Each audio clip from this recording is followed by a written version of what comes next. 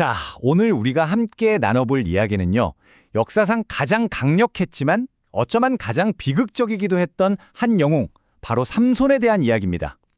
근데 이 삼손이란 인물을 제대로 이해하려면 먼저 그가 살았던 시대, 그 암울했던 배경부터 좀 들여다봐야 해요. 당시 이스라엘은 블레셋이라는 민족한테 무려 40년 동안이나 지배를 받고 있었어요. 40년이면요, 정말 한 세대가 통째로 압제 속에서 태어나고 자랐다는 얘기죠. 고통이 이렇게 길어지면 어떻게 될까요? 글쎄요, 사람들은요, 절망에 그냥 익숙해져 버려요. 패배가 그냥 일상이 되어버린 거죠. 자, 여기서 진짜 중요한 포인트가 나와요. 원래 이스라엘 백성들은 힘들 때마다 하나님한테 살려달라고 부르짖었거든요. 근데 이번엔 그런 장면이 아예 없어요. 기도하는 법조차 잊어버릴 만큼 정말 깊은 무력감에 빠져 있었던 겁니다.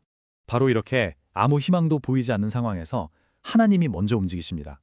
아무도 구해달라고 하지 않는데 하나님이 먼저 한 아이를 낳지 못하던 여인에게 천사를 보내서 구원의 계획을 딱 시작하시는 거죠. 태어나기도 전에 영웅으로 선택된 아이, 그 아이의 이름이 바로 삼손입니다. 삼손은요, 그냥 평범한 사람이 아니었어요.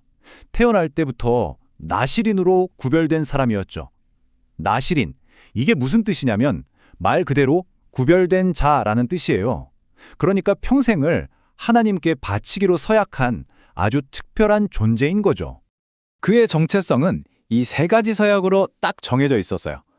첫째, 포도주 같은 술은 입에도 대지 않고, 둘째, 부정한 것은 피하고, 그리고 마지막, 가장 유명한 거 있죠?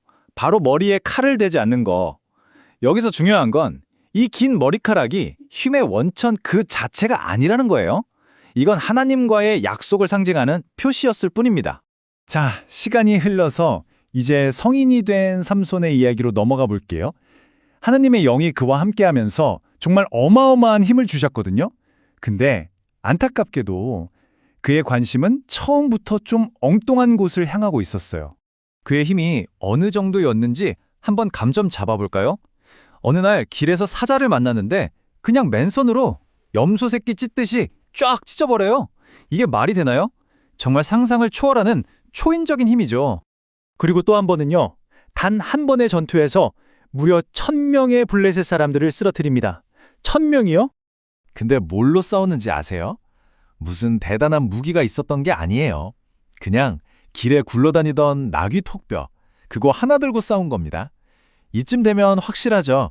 그의 힘은 자기 것이 아니라 순전히 하나님에게서 온 거라는 걸요. 하지만 이 엄청난 힘에는요, 아주 치명적인 약점이 하나 있었어요. 바로 이 구절, 각기 자기 소견에 옳은 대로 행하였더라. 이게 당시 시대의 전체를 보여주는 말이면서 동시에 삼손 개인의 비극을 암시하는 아주 중요한 복선이 됩니다.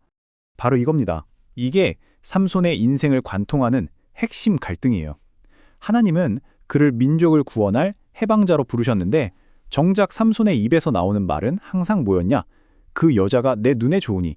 하나님의 뜻이 기준이 아니라 철저하게 자기 눈, 자기 욕망이 기준이었던 거죠. 결국 그의 삶은 이런 결점들로 계속해서 채워져 갑니다. 욱하는 분노에 쉽게 휩쓸리고 나라를 위한 싸움이 아니라 지극히 개인적인 복수심에 사로잡히고 만나는 여자마다 관계는 엉망진창이고 말로는 하나님의 사람이었지만 실제로는 자기 욕망의 노예나 다름없었던 거죠. 그리고 마침내 그의 인생의 가장 치명적인 여인 들릴라가 등장합니다.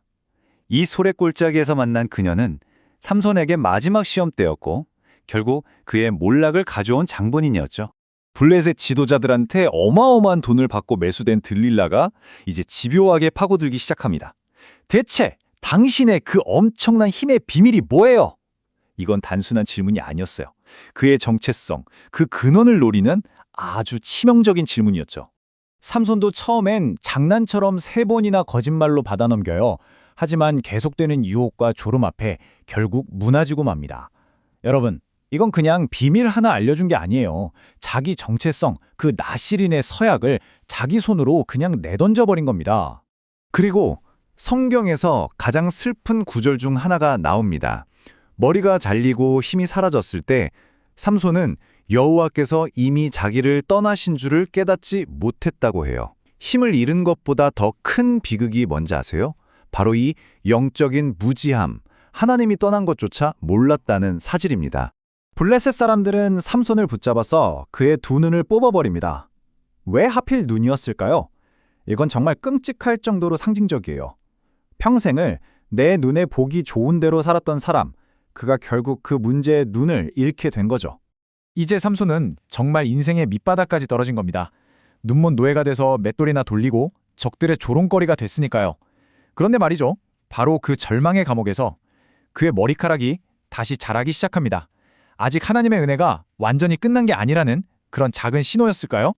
그들의 신 다곤 신전에서 한창 조롱을 당하던 바로 그 순간 삼손은 자기 인생에서 처음이자 마지막으로 진정한 기도를 드립니다. 하나님, 제발 이번 한 번만 저를 강하게 해주십시오. 드디어 자기 힘이 아니라 하나님의 힘을 의지하기 시작한 겁니다. 그리고 신전을 떠받치고 있던 두 개의 중앙 기둥을 딱 붙잡고는 이렇게 외칩니다. 블레셋 사람과 함께 죽기를 원하노라. 그리고 그 마지막 힘으로 신전을 무너뜨려서 그 안에 있던 모든 블레셋 지도자들과 함께 최후를 맞이합니다. 이 그래프가 보여주는 게 정말 놀랍지 않나요? 그가 죽으면서 죽인 사람의 수가 평생 동안 죽인 수보다 훨씬 더 많았다는 거예요. 결국 그의 죽음은 그의 인생에서 가장 위대한 승리가 된 셈이죠. 삼손은 분명히 대단한 영웅이었어요. 하지만 완벽한 구원자는 아니었죠. 그의 이야기는 우리에게 더 완전한 구원자를 가리키고 있습니다. 이 표를 한번 보세요. 그 차이가 극명하게 드러나죠. 삼손은 자신의 눈이 뽑혔지만 예수는 눈먼 자의 눈을 뜨게 하셨습니다. 삼손은 개인적인 복수를 위해 죽었지만 예수는 우리 모두의 구원을 위해 죽으셨죠. 삼손은 신전을 무너뜨림으로 이겼지만 예수는 십자가에서 죽으심으로 진정한 승리를 이루셨습니다. 삼손의 이야기는 우리에게 이런 마지막 질문을 던지는 것 같아요.